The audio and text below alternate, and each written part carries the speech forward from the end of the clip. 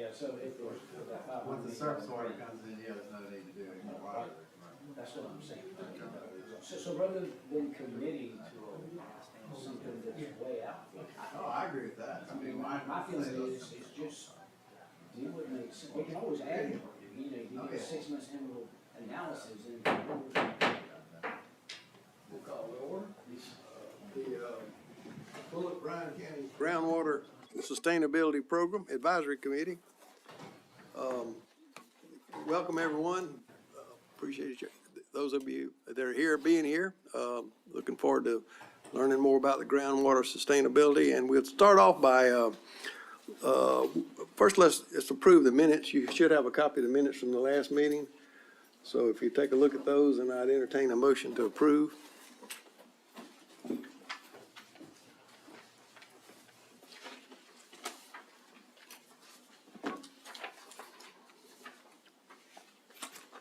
Committee members, would anybody like to make a motion to approve the minutes?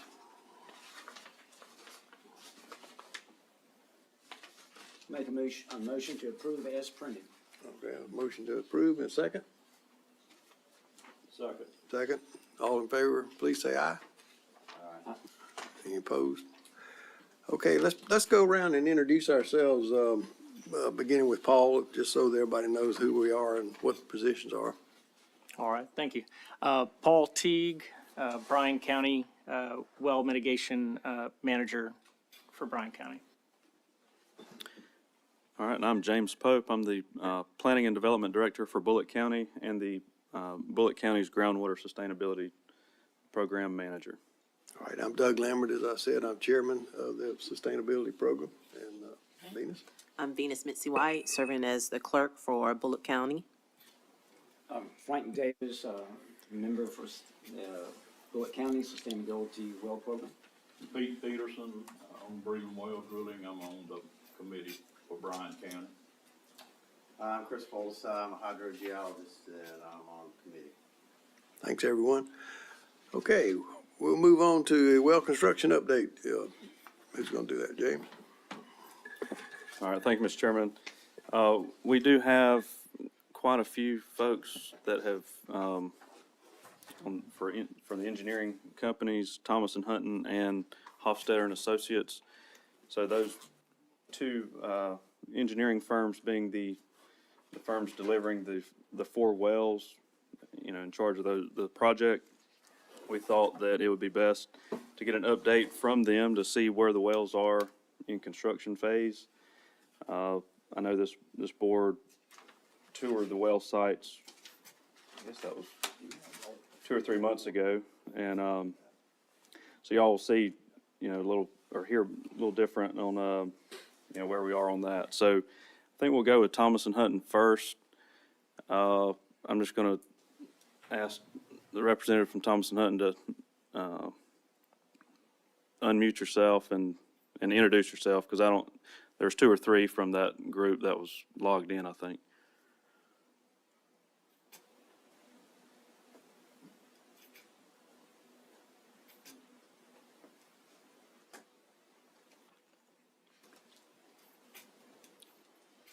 Is that Kevin or Tyler logged in?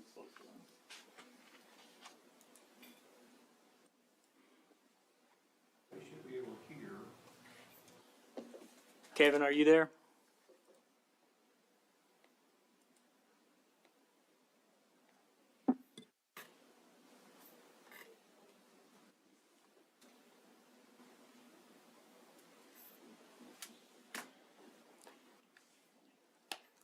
James, you want us to go ahead while they're waiting? That sounds good to me. So we got Carl Hofstadter from Hofstadter and Associates, and Carl, you're in charge of running the water line from our westernmost well to the east, which will tie up to the pump station or the charging station at Highway 80 and 119. So, Carl, I'll let you go ahead. Okay, I have John Fry with me, who is the design engineer. Basically, everything is going well. The wells have turned out to be very proficient. They're running between 250, maybe 275 gallons per minute per foot of drawdown. It's called specific yield. That's very strong. We're probably gonna be done with all the water lines by the end of the year. That's what we're projecting. And the wells are probably Carl, I would say to that about mid-January. mid-January. Okay. Well, you know, the president and I always think it's gonna be sooner than it is, and John brings reality to the meeting, so. And I think probably at the end of March, the wells will be totally online.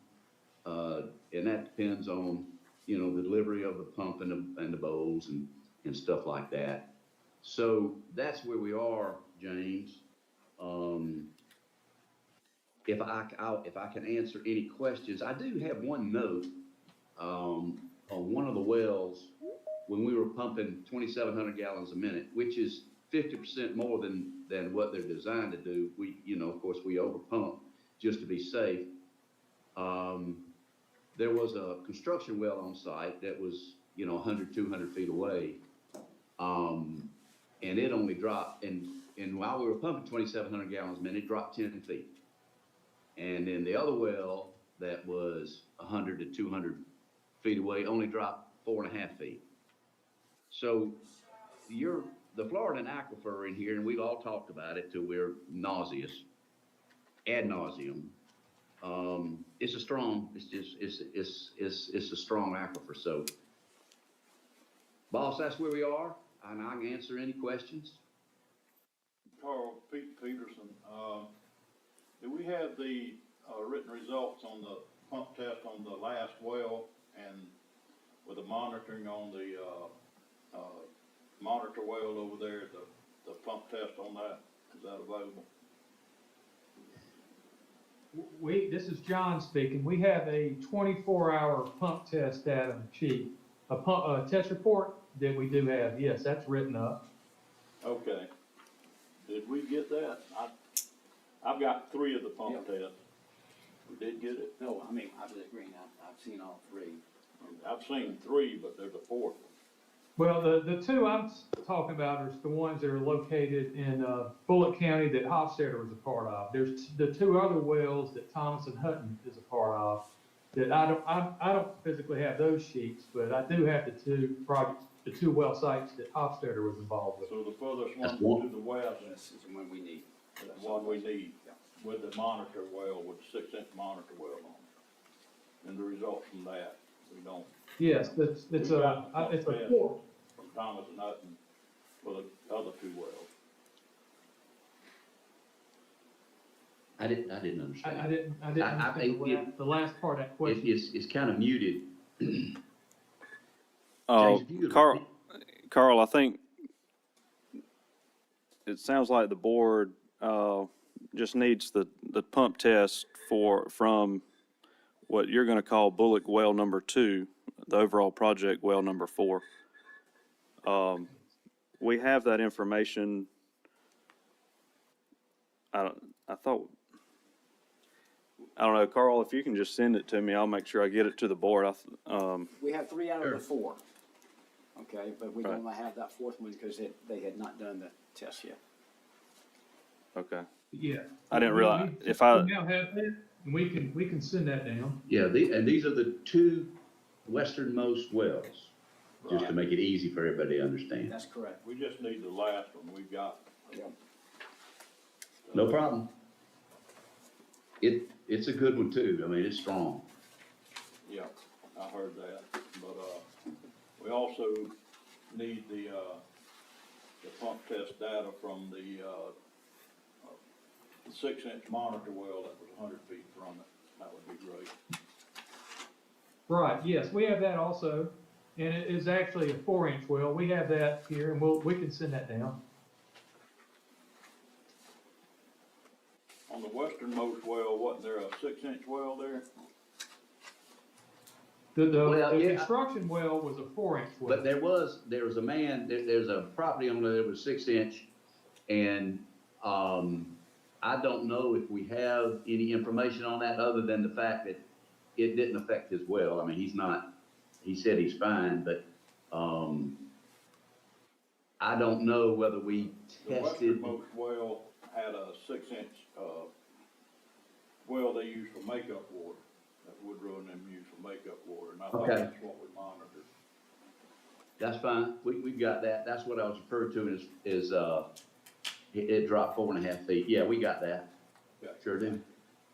Carl, this is James. I've got the email pulled up, so they'll have the copies momentarily on that Okay. well number 4. Okay. I'm gonna print those out and I'll get those to y'all. All right, we got anybody Just wanna from email Thompson them? Hutton? I can email them as well. Yep. All right, Mr. Hofstadter, I appreciate the update. I think the board also appreciates that, and, we'll move over to Thomas and Hutton. Do we have anybody from Thomas and Okay. Hutton? Yeah, hey, sorry guys, we were having some technical issues.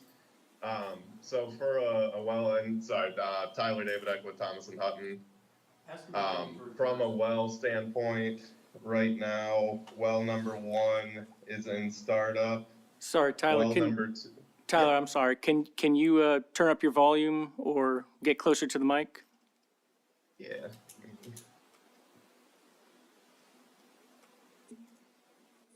Alright, is that any better? Maybe a little.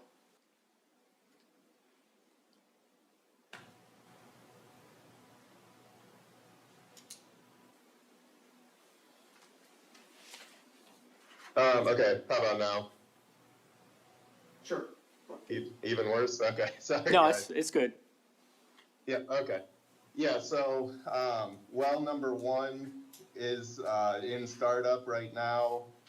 Well number 2 is finishing construction, and, as of right now, I believe it's mostly electrical. And then wells number 3 and 4 for the Bulloch portion, they are, scheduled to be completed in, March, April of next year.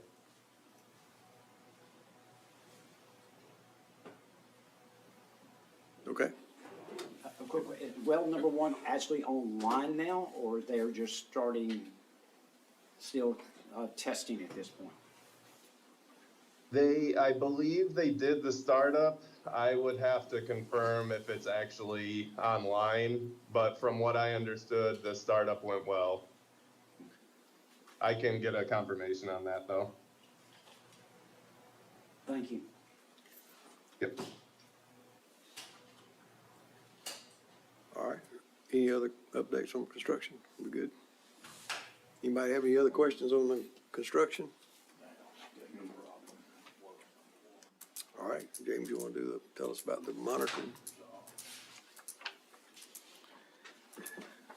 All right, thank you, Mr. Chairman.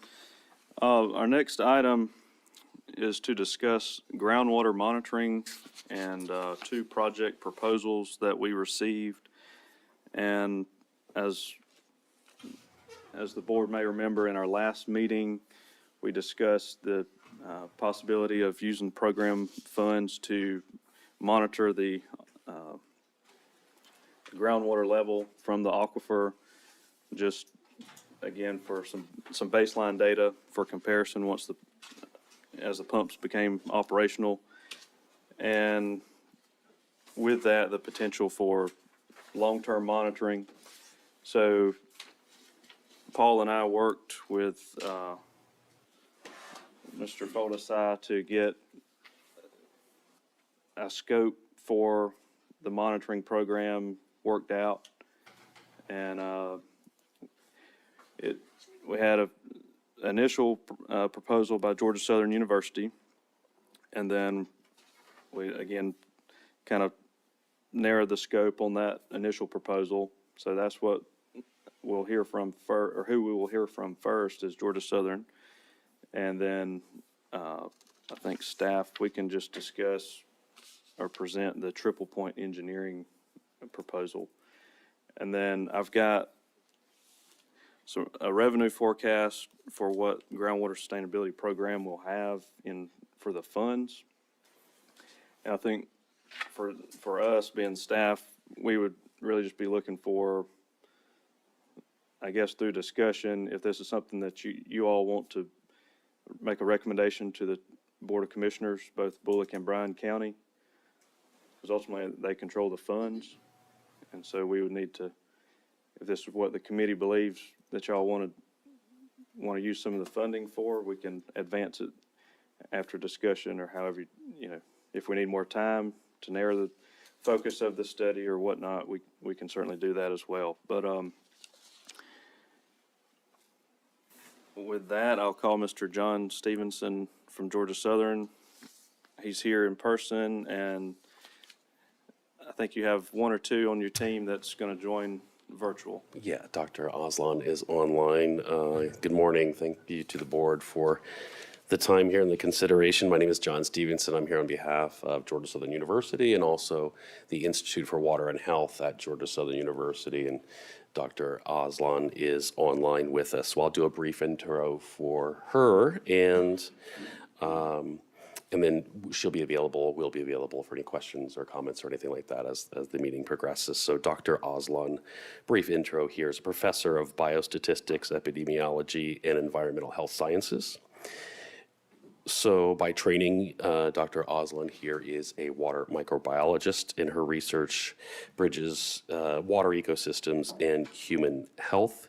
Dr. Aslan has been serving in various state and federal agencies and organizations as an advisor or reviewer, scientific committee member, and affiliated faculty. She's currently serving as the co-chair of the Water and Health Committee of the American Public Health Association, and is the founder and director of Georgia Southern University's Institute for Water and Health. So brief intro for Dr. Aslan. So Aslan, did I leave anything out? Thank you for the great introduction, John. Okay. Hello, everyone. Great. And Dr. Aslan, if you could just speak up a little bit. It sounds like it's a little quiet for everybody. Okay, can you hear me better? A little bit. Okay. Okay. And yeah, I'll leave it at that. So thanks. Thank you. And for the board members, y'all do have the two stapled portions, that is the proposal, so. All right, we have a proposal from Georgia Southern, and you want to tell us about the second proposal, and then we'll discuss maybe both of them.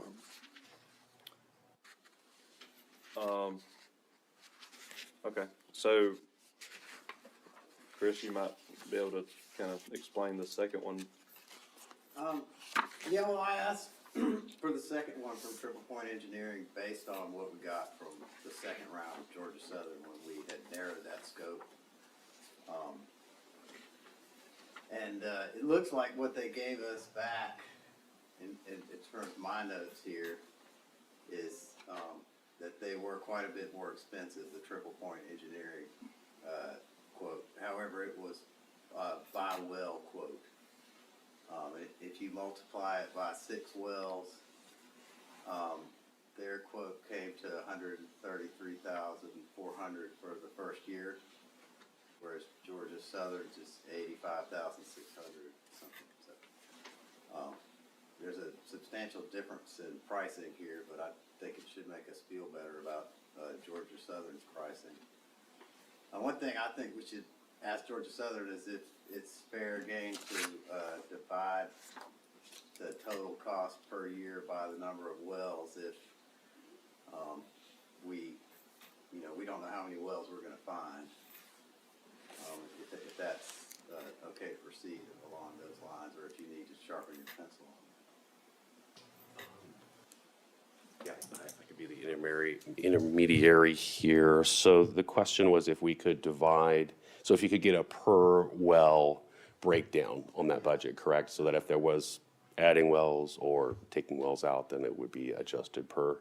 Yeah, I think that would work better for us because we don't know how many wells we're going to get, and there's also talk about how many wells we actually will be able to afford as well. Yeah. So Dr. Aslan, I'll refer to you. Is that something that we could break out, kind of a per well, pro rata costs so that if there were additions or subtractions, that would be, the agreement could be, or the consideration could be adjusted accordingly? Yes, so our budget already is prepared for 6 wells, so as the well numbers change, we can adjust it. Okay. And would it just be a simple math on that, if we could divide that total by the 6 wells, and that would be kind of pro rata Yes, to, yes, to some degree? Okay, some degree, yes. okay. Yeah. If you'd like, we could produce subsequent to the meeting. Yeah, I think that's just a little bit more probably- detail on, Deserve that chance. because there might be some more, there might be some, I don't want to overspeak here, but there may be some economies of scale, provided that the labor may not change too much. There might be some efficiencies there, so I don't want to commit for you, Dr. Aslan, but would that be something that we could work on? I can do the heavy lifting there for you with your review and sign off if that's helpful.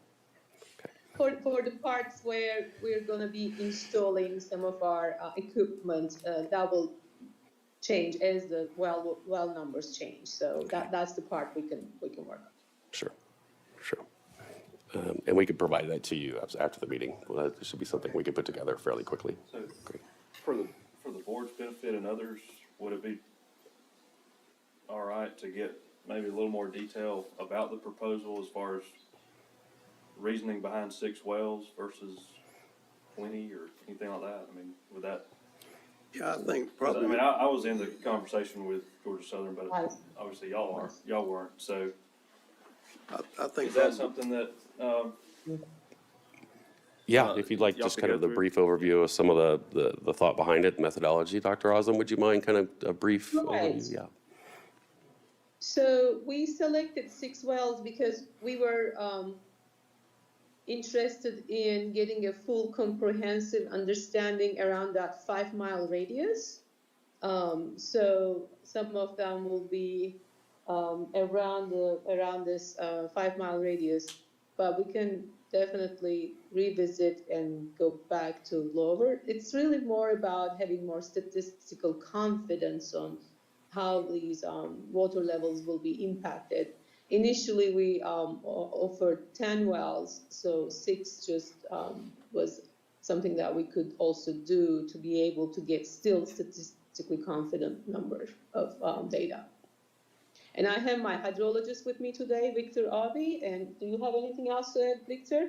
Yeah, I think you said for the most part it's just to capture the spatial variability, and most especially where the pressure would happen the most.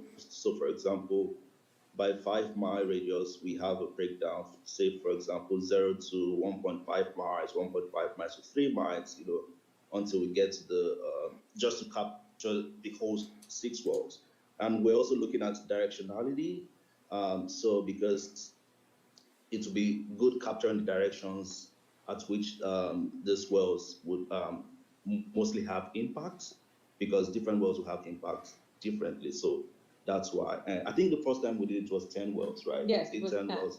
And one of the things we need to, also consider is budget here, right? So we were thinking of how do we come up with something that is budget friendly and can also make sense in terms of the science and what the geologists say. So we had to downscale from 10 to 6, having a good budget and also a scientific defensible project.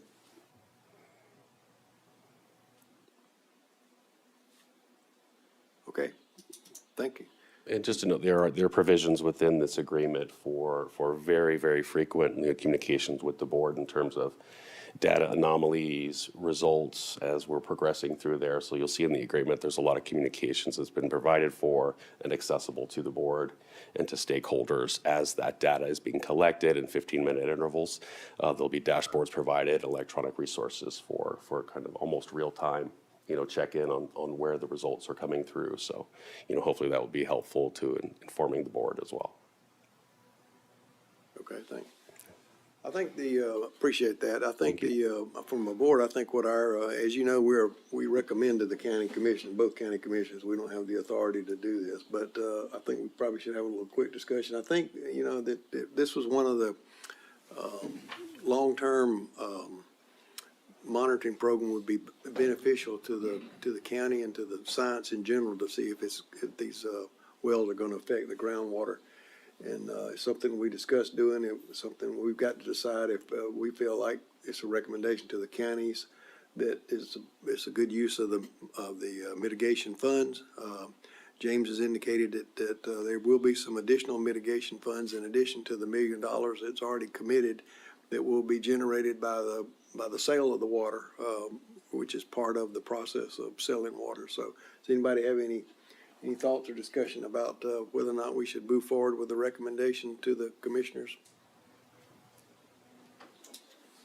The question is, should we have a monitoring program? Is that what you're asking? Yes. Yeah, I think, I would vote yes, because I think, you can't improve what you can't measure.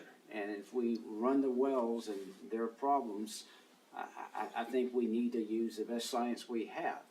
But the question I have, these programs are all fairly expensive, and maybe the hydrologists from Georgia Southern may be able to answer. If we drop from 6, I know they were initially talking about 10 wells, but would we get a reasonably good estimate if we had 3 or 4 and we could save 30 to 50%? And I'm just asking, is there a formula, and what would our data degradation be if we went from 6 to 3 wells? Or can they give us an idea on that? And before you answer that, we also, we work with EPD a lot, and we also ask our proposal to be vetted by EPD as well, to make sure that the numbers of wells we will be monitoring is going to be something they will be also approving for. They started with 10, and then when we got down to 6, we were also cautioned not to go too far low because of, again, the coverage that Victor was mentioning. We could still go down, but then we're kind of getting to that point where we're really starting to lose the scientific credibility of the data when it comes to EPD to be able to support this as well. But Victor, Yeah, you wanna?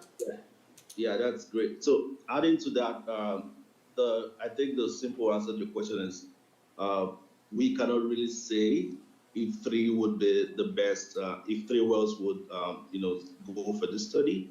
It all depends on the hydraulic influence. Right now, we do not know which of those wells will actually have most impact, right, from where the pumping is happening. So just like you said, 6 wells, I think 6 wells is fine, so that we can capture, for example, if some wells are not able to capture it better, we can always refine, whatever things that we're going to do with the study and make sure that we capture. So the most important thing is that we capture where the most impact is happening. So for example, if we choose a well, for example, that is having less impact, we might be thinking we are enjoying the benefits of this study, like the full outcome, but meanwhile, that's not the meat of the game. So basically, 6 is fine. If we scale down to 3, we're probably increasing the variability and increasing the error a little bit. So we're trying to have it as conservative as possible.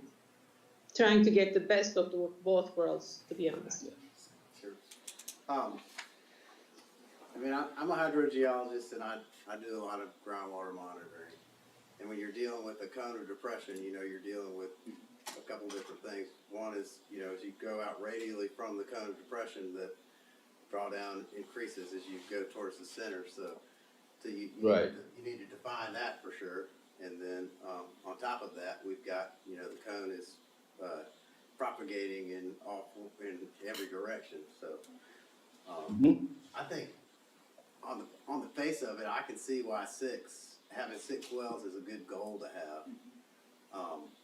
But there's also the problem of acquiring these wells and getting wells that will work for what we have to do. So I think it's I would recommend let's keep 6 as the goal and then see where we get.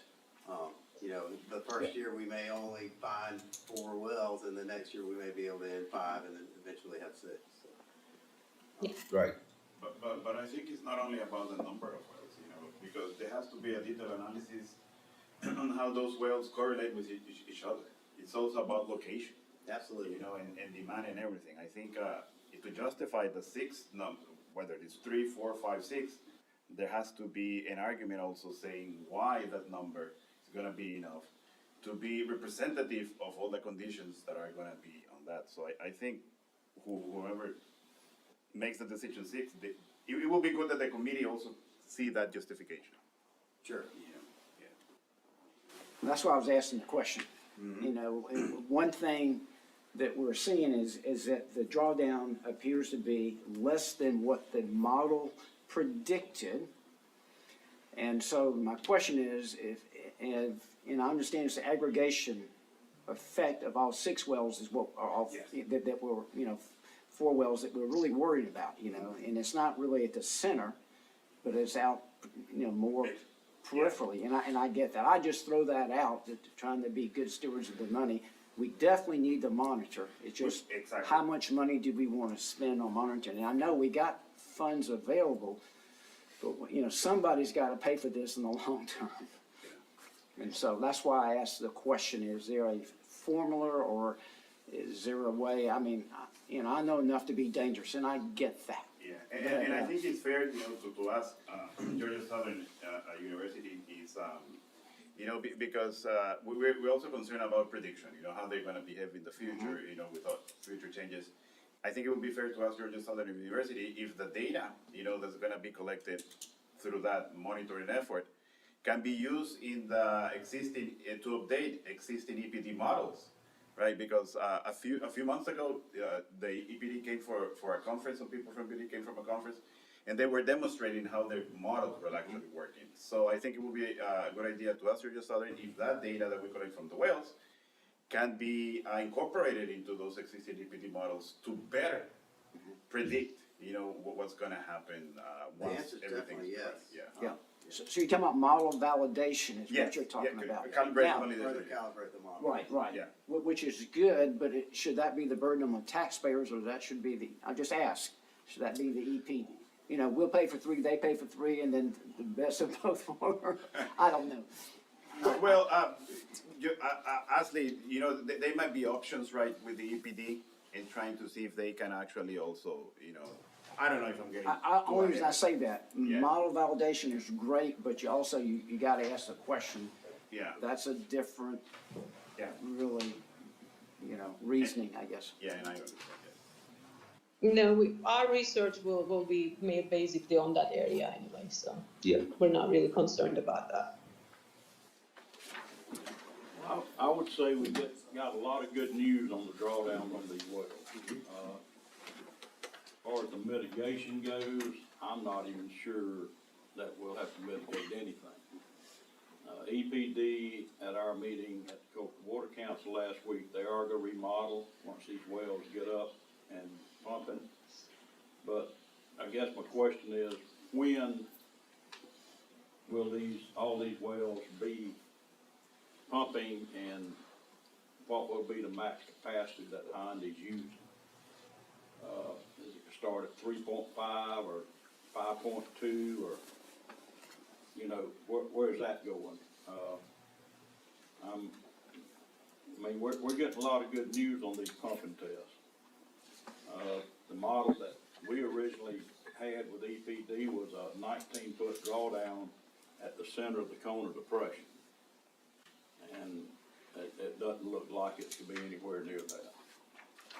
But we really won't know, you know, our monitor well right there at the center of the Cone Depression would be great when we get up and pumping, but we got good news from Effingham County last week that they are ahead of schedule, that they're thinking that they will be well within the 5-year term of getting surface water to Hyundai. Is that right, Benji? Yes, sir. So we've got a lot of good news that's coming in to, you know, to just spend money on monitoring, you know, when will this program start? Will it start when they start pumping, or, you know, do we need to do it now? I think the biggest problem we've got is a perception problem. We've got a lot of people out there that still think their wells are going dry. How can we communicate this with them once we get this monitoring done? I'm sure we can have public meetings, but, you know, anything that will clear up this perception would be good to do. Well, I agree with that, you know, if we could publish a drawdown map shortly after the wells come online and we have an understanding that, you know, things aren't as bad as we thought they were, that could be a great result from the early part of this monitoring. I agree. Mr. Chairman, if I might, I've included in the board packet a revenue forecast, as I mentioned earlier. And based on the ramp-up schedule that we were provided by I think it was by Thomas and Hutton, which directly relates to Hyundai's ramp-up schedule, you'll see the time period, although it's been delayed from the, you know, from when it was going to come online, we just adjusted the dates. But the initial 2 months, you start at less than 1 million gallons a day, and it goes up to, we'll say about in March, 1.4 million gallons a day. By year 2, you're looking at roughly 2.3 million gallons a day. And then years 3, 4, and 5, that's when it's really ramping up to what they're projected to use, close to 4 million gallons per day. But the projections would show at 10 cents per 1,000 gallons for the water consumed, of which is written into the Groundwater Sustainability Program plan that both counties agreed on. The 10 cents per 1,000 would go into our program funds for the 5 years. And that would give you a little over 500,000 or 527,000. Again, that's an estimate, but on top of the 1 million that started the fund. And so I think from the fund balance side of it, you would have enough long-term even to cover the cost of either of the projects. Or if you wanted 10 wells, you know, that's up to the board on what y'all want to recommend. 6 wells, if they feel that's appropriate, or if y'all feel that's appropriate, then you have that number in front of you now. And so just wanted to, you know, provide that ramp-up schedule and the funding, at least for the program. And I don't, outside of the mitigation for individual wells that, you know, may or may not be impacted, this would be, I guess, the primary use of the funds. So hopefully that helps. Well, it might be a good idea to recommend to the counties that they institute the monitoring system, beginning with 6 wells, and that the low bidder, in this case, be Georgia Southern, and that be open to modifying that as time goes on. If time goes on, it looks like 6 wells is not enough, then you may want to increase it to more, or you may want to move them around, or there could be a lot of things. So that's something I think that is within our purview to make that recommendation to the commissions, if y'all would like to do that.